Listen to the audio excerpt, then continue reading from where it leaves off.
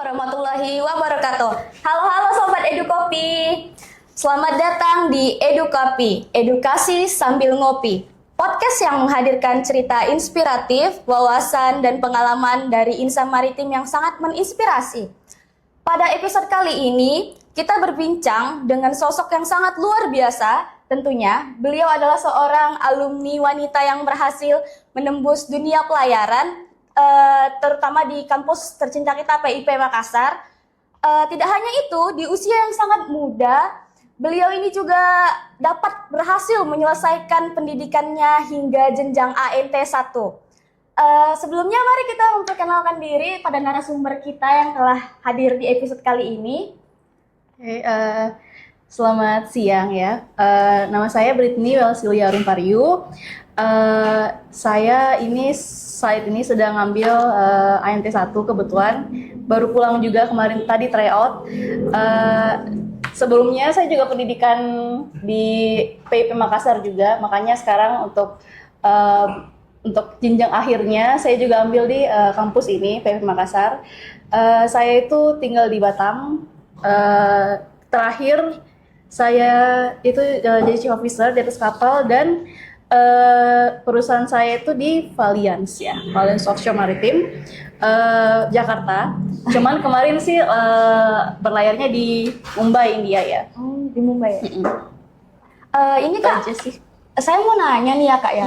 Kan kalau sedengar-dengar saya ini kan dunia pelayarannya kan identik ya Kak ya dengan laki-laki nih. Apa nih yang mendorong nih pas pertama kali nih, mau masuk pelayaran deh gitu Kak?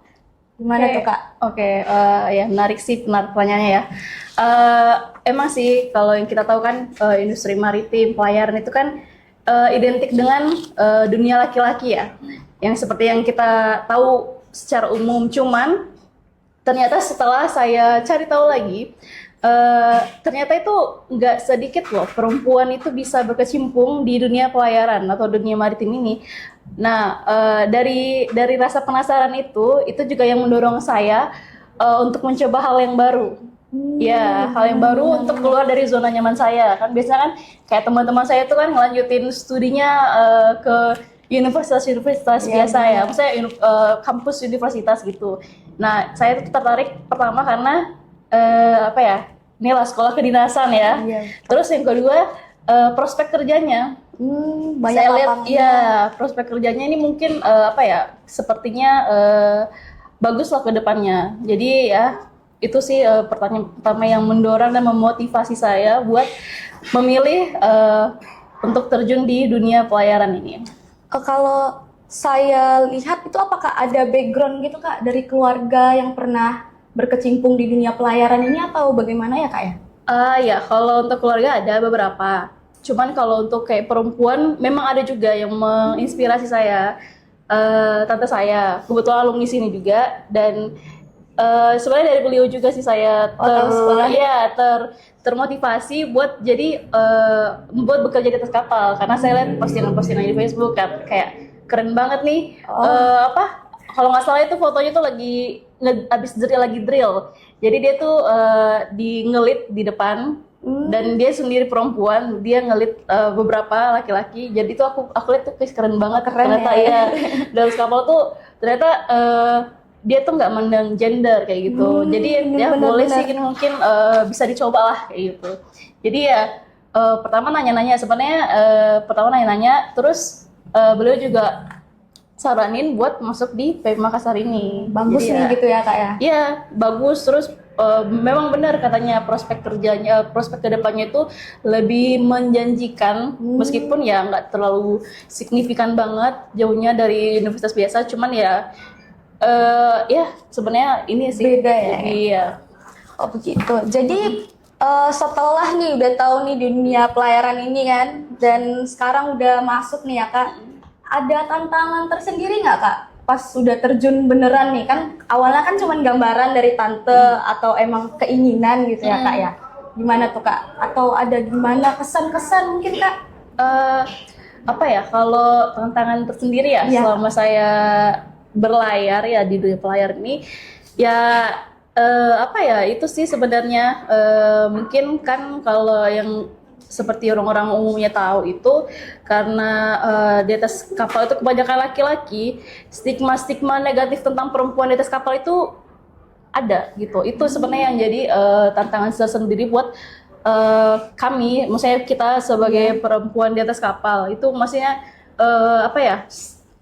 bukan cuman yang kayak yang kayak pro-nya doang kayak bilang, wih keren, maksudnya bagus nih perempuan di atas kapal, tapi ada juga stigma negatifnya, misalnya kayak itu kalau di atas kapal tuh ngapain aja sih, emangnya bisa kerja, itu pertama, bisa kerja emangnya itu kan kerjaan laki-laki, padahal ya kita tuh mungkin emang kerjaan di atas kapal tuh keras, baru berat-berat kayak misalnya ngangkat tali, apalah segala macam, Chipping. Tapi ya maksudnya kita bisa, dulu saya karir juga kayak gitu, saya juga chipping, saya juga bantuin muring kapal kan, cuman dari situlah maksudnya motivasinya kita lagi buat membuktikan kalau misalnya sebenarnya itu yang dipikirin orang-orang itu nggak benar-benar pure faktanya kayak gitu. Jadi dari situ juga. Terus yang kedua, menurut saya kita tuh sebagai perempuan juga di atas kapal memang ya mungkin sering kali ya dapat treatment spesial emang ya. Saya sendiri ngalamin kok. Maksudnya di atas kapal tuh saya tuh emang nggak sering kerja berat ya. Maksudnya kayak kerja di deck gitu. Cuman kalau bisa dibilang kita itu memang work smarter, not harder. Itu sih prinsipnya kalau misalnya kita mau kerja yang di dunia yang itu. Jadi kita tuh nggak harus kerja yang keras, work hard kayak gitu. Karena kan menempatkan posisi juga. Saya officer, at least saya tahu cara kerja itu kayak gimana. Cara bekerja itu bagaimana, harus apa.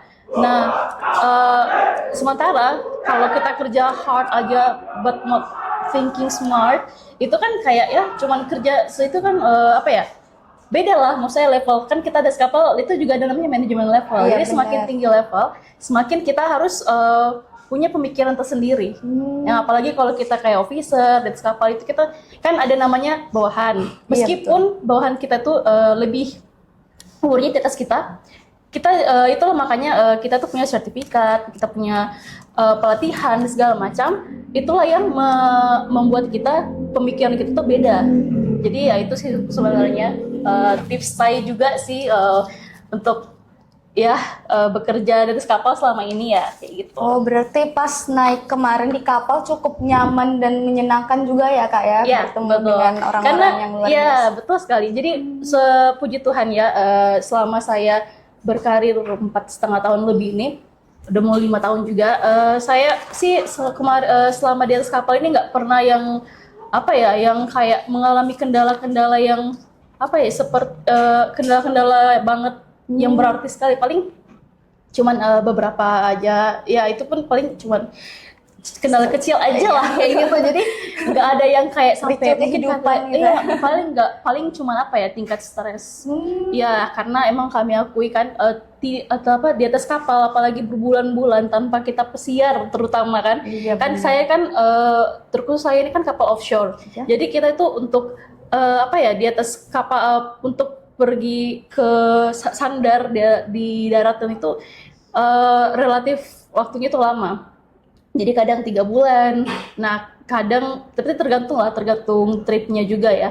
Jadi dan operasi kapalnya juga. Jadi kalau misalnya kayak saya terakhir kan anchor handling. Anchor handling itu saya itu 4 bulan. Jadi 4 bulan tuh benar-benar di atas kapal karena kita nggak bisa kemana-mana. Maksudnya karena pure di kapal.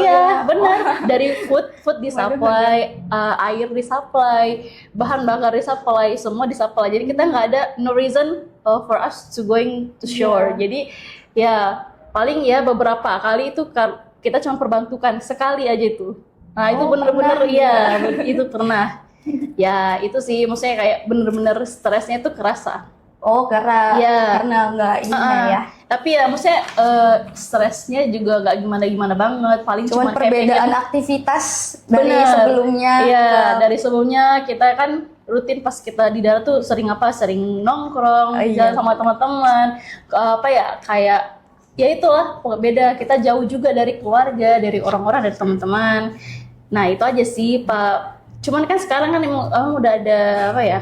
Udah ada kayak Starlink, Visa dan segala macam. Cuman beda sih, ya. Oh, tetap beda ya? Tetap beda karena kita kan menjalinnya masih bisa ya kayak kalau berkomunikasi pas di atas kapal gitu kita bisa karena setahu saya ya sekarang semua kebanyakan perusahaan pelayaran itu sudah modern dan sudah memfasilitasi untuk adanya jaringan ya, menjalin internet ini ya.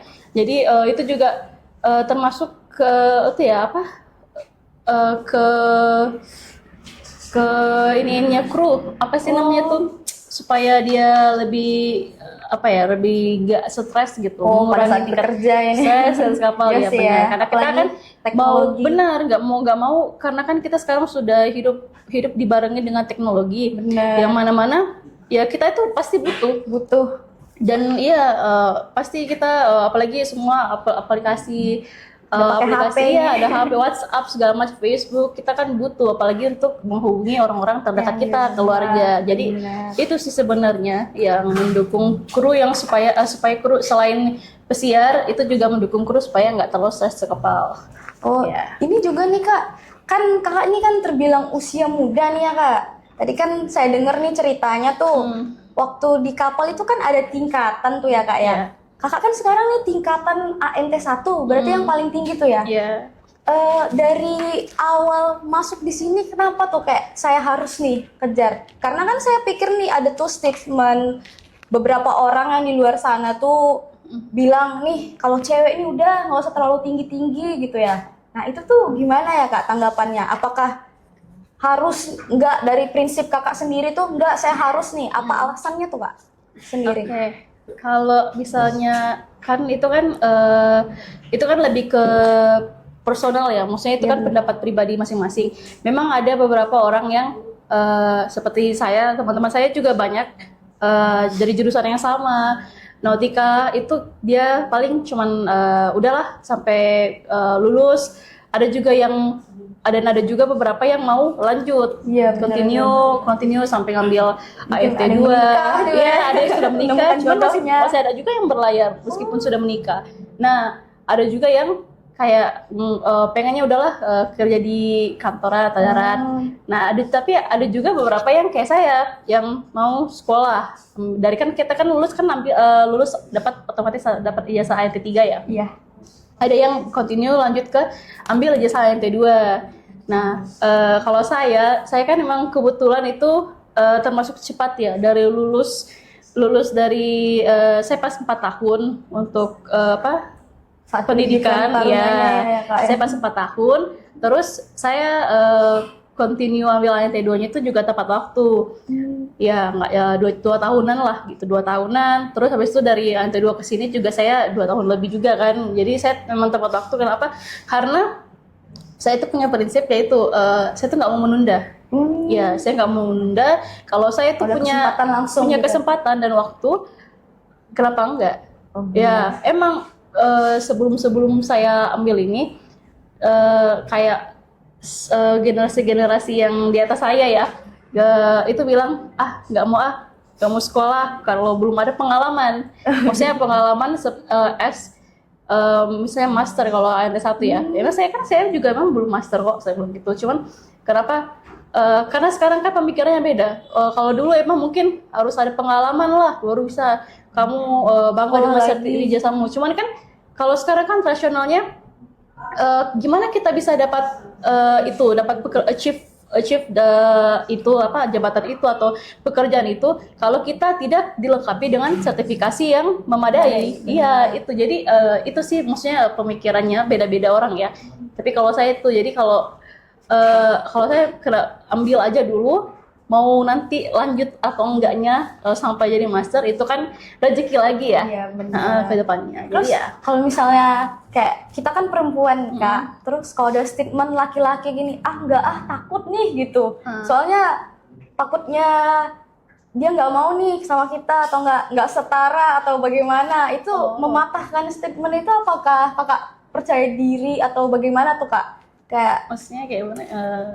mungkin dilihat nih saya takut sekolah ANT 1 ntar susah nih nyari ininya yang setaranya gitu dengan laki-laki yang gitu tuh Kak. Terus gimana tuh Kak? Oh, kalau menurut saya ya, pendapat saya itu setara itu nggak harus dari jabatan, menurut saya. Jadi setara itu bisa dari berbagai aspek, mau dari pendidikan, oke, itu bukan ya jabatan, pendidikan, ada hal juga harta, tapi itu kan tergantung pribadi masing-masing. Dan menurut saya sih apa ya, yang penting itu sebenarnya bukan setara dari itunya. Sebenarnya kalau untuk ya untuk kayak gitu sebenarnya dari mindset, ya mindset, behavior, ya kecocokan itu kan, dan juga ya itu dari Tuhan ya. Maksudnya itu kan emang kalau jodoh kan kita nggak apa ya, nggak pungkiri itu memang udah dari Tuhan ya. Kalau emang bilang jodoh meskipun kita nggak cocok dari segala aspek, kalau emang jodoh dari Tuhan, why not kayak gitu kan. Cuman ya balik lagi kan memang masa pencocokannya itu kan dari kita sendiri. Tapi ya kalau saya sih nggak setuju ya. Enggak setuju ya. Berarti kayak nggak tergantung dari pendidikan yang saya ambil nih gitu ya Kak ya. Maksudnya nggak tergantung dari pendidikan saya. Setara boleh setara, tapi ada kan, aspek lain yang harus dilihat juga ya. Gitu. Dan kan Kakak sampai di titik ini kan nggak mudah juga nih ya Kak ya. Apa nih yang menjadi kunci Kakak tuh tetap mampu menjalani hingga saat sekarang ini nih Kak? Kuncinya saya itu mikir 10 tahun ke depan. Saya tuh selalu berpikir ke depan, karena misalnya saya kayak kemarin saya tuh abis ambil INT 2, saya ini ke depannya mau lanjut ambil INT 1 atau kayak gimana. Cuman kemarin saya emang udah fokus, udah punya goals, udah setting goals. Jadi saya tuh setting goals dulu sebelum saya berjalan kayak gitu. Jadi hidup saya itu sudah saya atur begitu. Jadi kayak saya hidup itu punya goals.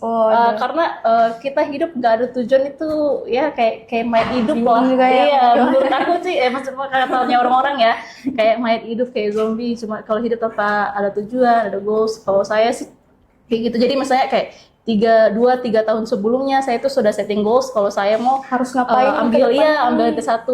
Kayak sebelumnya kan kemarin kan emang sebenarnya sebelum ada 2 pilihan sebenarnya tuh. Saya tuh mau ambil S2 dulu atau ambil INT 1. Cuman karena S2 saya kemarin agak terganggu karena emang susah ya. Memang kalau kita nggak bisa apa ya. Oh, sempet berbarengan ya Kak ya berarti ya? Kemarin itu saya dulu sebenarnya malah lebih optimis buat ngambil S2 karena saya kira saya tuh nggak bakalan lama berkarir di laut. Cuman ini karena kebetulan boleh nih ya kalau haus boleh, ya. Boleh. Jadi karena kemarin masih ada terkendala, jadi itulah saya ke INT 1 dan ternyata ada jalan juga buat saya ambil S2. Jadi sekarang ya itu berbarengan S2 sama INT 1. Berat juga ya. Ya kalau dijalani sih ya terlewati aja ya Kak ya. Ya mungkin Kakak haus atau gimana ya? Oke. Ini Kak, kan saya mau nanya nih ya, kan petingkat kompetensi bagi seorang pelaut ini kan pada saat ini di khususnya era yang industri maritim ini kan terus berkembang ya Kak ya. Menurut Kakak nih seberapa penting nih gitu kayak perkembangan dari dunia maritim ini pada saat sekarang? Apanya yang penting? Kita kan ini dunia maritim kita kan sekarang sangat berkembang nih. Kebetulan juga wanita juga ada yang bekerja di atas kapal, pendidikan tinggi. Menurut Kakak itu tuh penting atau bagaimana Kak? Penting dong. Penting ya. Menurut saya itu pentingnya kenapa untuk berpendidikan tinggi ya itu balik lagi karena kalau kita mau memimpin itu kan pasti kita harus lebih dari yang kita pimpin. Nah itu sih ininya. Jadi kalau kenapa kita menurut saya itu pendidikan tinggi itu penting ya itu karena kita kan nggak selamanya dipimpin atau diperintah, kadang juga sometimes ya itu roda berputar kan, kadang kita di bawah, kadang kita di atas, jadi kadang kita juga ada posisi untuk memimpin. Nah kalau untuk memimpin itu kita pasti harus ada kompetens kayak gitu kan, kalau ataupun ilmu kayak gitu. Jadi kita menurut saya itu penting meskipun nggak saat itu kita butuhkan, tapi pasti in the future pasti kita butuh, karena ilmu itu apa ya, ilmu itu bakalan terpakai mau itu sama kita ataupun sama orang lain. Bener sih Kayak Kak, gitu ya. sih menurut aku.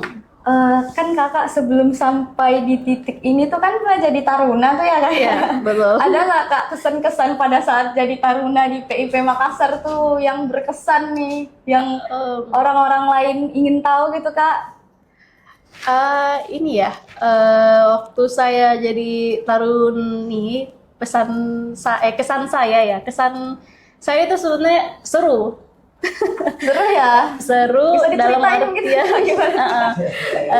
mungkin ya, kalau dilihat dari negatifnya segala macam, ada kekerasan apa segala macam, itu sebenarnya kalau kita ambil sisi positifnya, itu sama dengan melatih kedisiplinan dan membentuk karakter kita.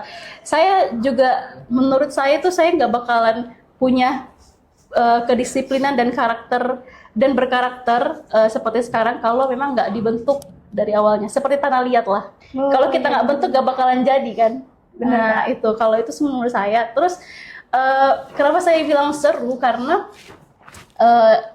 saya kemarin memang sering berkegiatan ya waktu jadi taruni. Saya tuh sering ikut, saya tuh kan MC Padangpora, jadi saya sering ikut Padangpora, keliling-keliling, dan itu gratis. Itulah makanya saya bilang seru. Saya tuh jalan-jalan gratis, keliling-keliling Sulawesi lah, kayak ke Palopo, ke Sidra, Parepare, Toraja. Malah kadang saya ini juga nyebrang kemarin ke Kolaka. Itu pun gratis pokoknya, semua gratis. Kadang kita juga dikasih Seru juga makan, ya. seru. Terus saya juga kemarin member English juga. Nah itu kita tuh sering lomba. Nah itu kenapa aku bilang seru, karena kita bisa berkompetensi dan membangun relasi. Ya jadi memang kita dengan lawan itu kita berkompetensi pada saat di atas panggung. Tapi di luar panggung, di bawah panggung itu kita berelasi. Jadi saya adalah beberapa teman-teman saya waktu saya kemarin ikut kompetensi itu bisa jadi teman, meskipun cuman ya media sosial aja, tapi kan at least kita ada koneksi lah, relasi. Ketemu juga sama orang-orang pada saat lomba gitu ya, jalan-jalan. Itu sih, dan itu juga jadi pengalaman tersendiri lah buat saya. Terus nih Kak, kan banyak nih taruni yang mampu atau yang masih muda-muda nih di luar sana nih yang masih ragu nih Kak, kayak berkarir ini di dunia pelayaran nih. Apa nih pesan Kakak nih untuk taruni-taruni atau wanita-wanita yang baru mau memulai gitu, yang seperti Kakak gitu tuh? Ya, kalau pesan saya sih kalau memang tujuannya achieve your goals aja sih. Jadi apapun goals kamu ke depannya, achieve aja itu. Meskipun memang mungkin dari awal kamu itu cuman buat masuk aja, nggak mau sampai berlayar, bener-bener berlayar, ya udah jalanin, ya nggak apa-apa, jalanin aja, karena kan kita kesuksesan karir apapun itu, rezeki itu kan udah diatur, dan itu bukan cuma semata dari kita aja. Emang kita faktor pendukungnya, kerja keras kita, usaha kita itu yang mendukung kita. Cuman ya itu balik lagi, kayak passionnya itu kan bisa aja datang kapan aja gitu.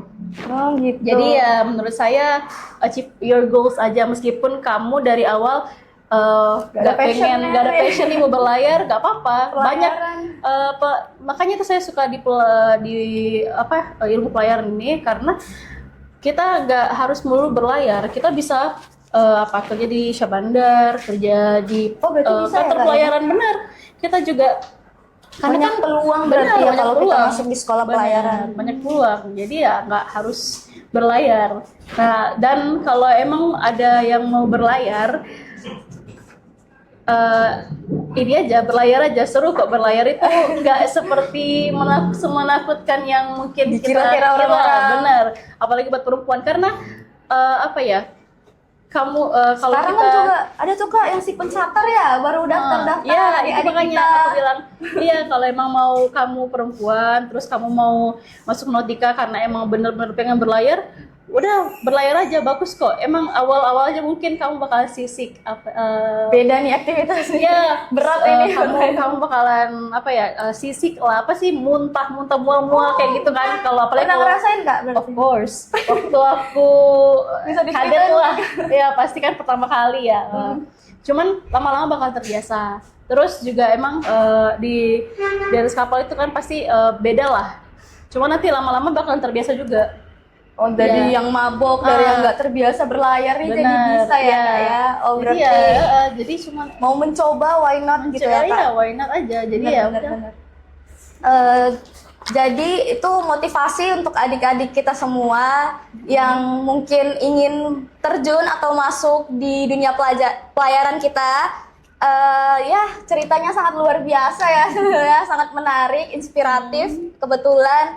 Dan mungkin di episode selanjutnya di dalam episode Edukopi, edukasi sambil ngopi, di tempat kita belajar dari pengalaman seperti yang kakak ceritakan tadi, berbagai inspirasi, cerita yang pengalaman langsung, menumbuhkan semangat lah bagi kita dan adik-adik yang di luar sana yang mungkin yang baru mau daftar catar atau masuk ke dunia pelayaran, baik perempuan atau laki-laki ya Kak ya.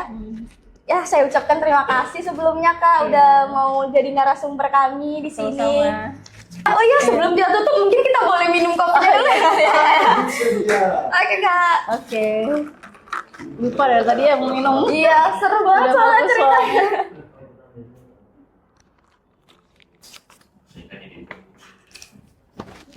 Oke Kak, sebelumnya terima kasih sekali lagi. Mungkin podcast kali ini saya tutup. Assalamualaikum warahmatullahi wabarakatuh.